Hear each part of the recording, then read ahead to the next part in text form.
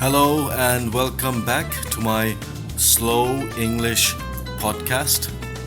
In this episode, I will be talking about the brief history of our great Bengal from 1757 to 2025. So, are you ready? Excellent. Let's dive right into it. First of all, you should know that you are the children of a great empire and a renowned civilization in South Asia. Bengal was the largest and the wealthiest kingdom in the mighty Mughal Empire of Hindustan. Nawab Siraj-ud-Dawla was the last independent Nawab of Great Bengal, and he ruled over a vast kingdom which included Bengal, Bihar, and Orissa. From the Bay of Bengal to the foothills of the Himalayas, from the Sundarbans to the snow-capped pine trees, Bengal was known and respected as the richest and most prosperous province under the Mughals. Dhaka muslin was to the world at that time what iPhone is to the world today. Everybody wanted to own a piece of it. The beauty of this fertile land, the wealth in its treasury, and the humbleness of its people drew the attention of European eyes. The Nawab defended Bengal with full force and determination. He crushed the British East India Company at the First Battle of Polashi. But the poisonous dagger of his own household betrayed the Nawab to his death. And in 1757, the great land of Subhe Bengal fell to the colonizers. 100 years later, however, Muslims and Hindus joined hands to fight the first War of Independence under the leadership of the last Mughal emperor, Bahadur Shah Zafar. The movement succeeded briefly, but then the British were able to retake Delhi, and what followed was a massacre of Muslims, especially the Alims. In the 1920s, once again, Muslims and Hindus joined hands in the Khilafat movement, which was led by the Ali brothers to protect the Ottoman Caliphate from the European plans to abolish it. You see, Muslims have always identified themselves as part of the global Ummah, the Muslim community, and wanted their universal caliph, the Khalifa, in Istanbul to be protected after the end of World War I. But that was not to happen. The Caliphate was abolished in 1924, and therefore the Khilafat movement ceased to exist. Khilafat movement's vice president and convener of the Bengal chapter, was Maulana Abul Kalam Azad, who was based in Calcutta, which was also the capital of the British Empire until 1912. Another luminary of this movement was Sayyid Amir Ali, a renowned barrister of the British Empire and a King's Counsel. He was also based in Calcutta. Meanwhile, in Dhaka in 1905, Muslim League was established. It was basically a political party to protect the rights of Muslims in the British Raj. There was another Bengali revolutionary by the name of S.C. Bose, Subhash Chandra Bose, who rose to prominence in the Indian Congress but soon realized that his party, the Congress, would not support his doctrine of armed resistance against the British. So he went to Germany, where he met Adolf Hitler and convinced him to support his plan. He formed the NRA, the National Revolutionary Army, to fight against the British. Bose also went to Japan and convinced the Imperial Japanese Army to support him. Around the 1930s rose another Bengali revolutionary, politician, and statesman who would go on to become one of the founding fathers of Pakistan and Bangladesh. I'm talking about Sher-e Bangla, A.K. Fazlul Haq. He was the champion of Bengali peasants, farmers, and workers.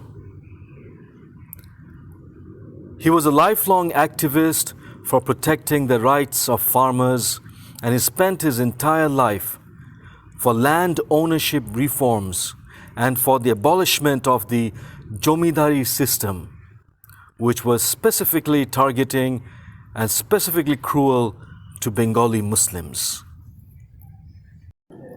In Lahore, Sher-e Bangla A.K. Fazlul Haq proposed the establishment of independent states of Pakistan as separate homelands for the Muslims of Hindustan.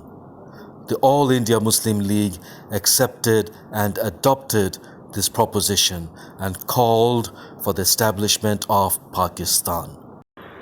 The Lahore Resolution led to the Pakistan movement, and in 1947 the state of Pakistan came into existence, and at that time it was the largest Muslim country in the world.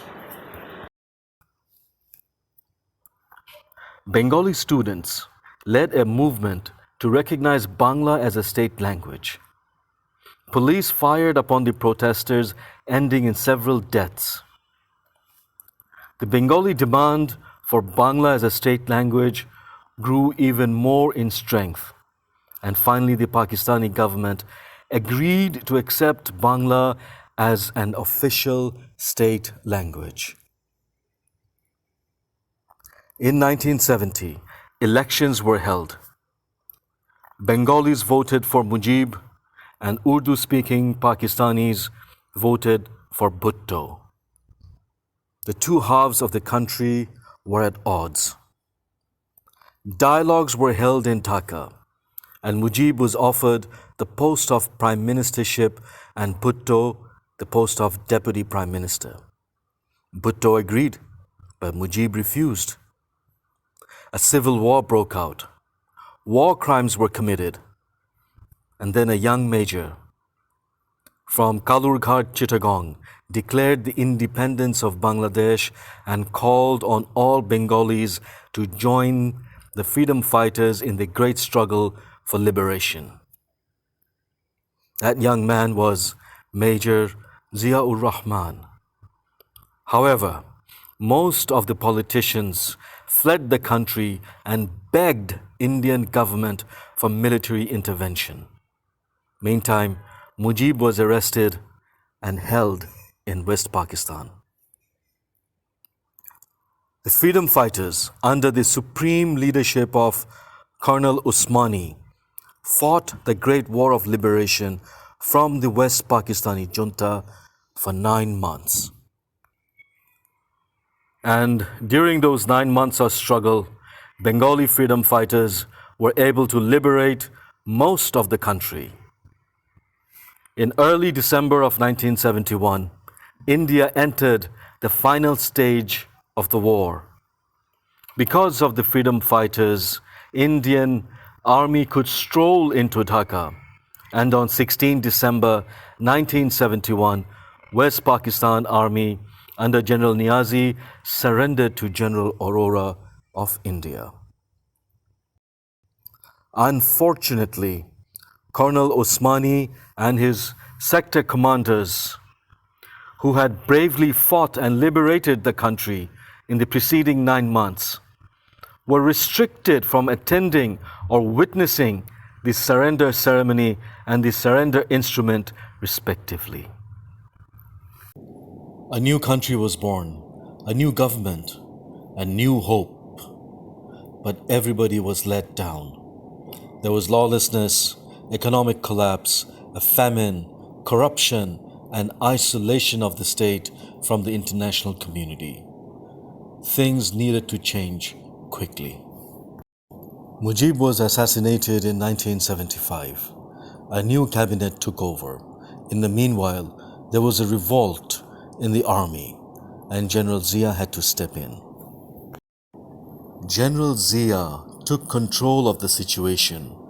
He brought back discipline in the armed forces, removed bans on political parties, and gave freedom of the press. He also moved the country away from one-party, communist-style Bakshal to a multi-party Western democratic ideal. The economy also recovered with the help of garments and labor exports. In 1981, General Zia was assassinated by his own colleagues. The next 10 years saw the dictatorship of General Ershad. And then from 2009 to 2024, the country fell under the fascist dictatorship of Mujib's daughter, Hasina. In 2024, students from both public and private universities rose up against discrimination and fascism of Hasina's regime. She fled the country on 5th August 2024. The Bangladesh that you see today is only 1/5 of what it used to be under its last Nawab Siraj-ud-Dawla. The first Bengal Republic lasted from 1971 to 2024. And now we call the post-fascist era as the second Bangladeshi Republic. We want to bring reform in our political, judicial, and economic sectors. We also seek regional and international relations based on mutual respect and international law. We also want to come out of poverty, illiteracy, and cultural and scientific slowness. With 180 million people, what can a country not achieve? So thank you very much for listening to this episode. If you liked it, please go ahead and hit the like and subscribe button, and I really hope to see you in my next episode. Thank you and take care.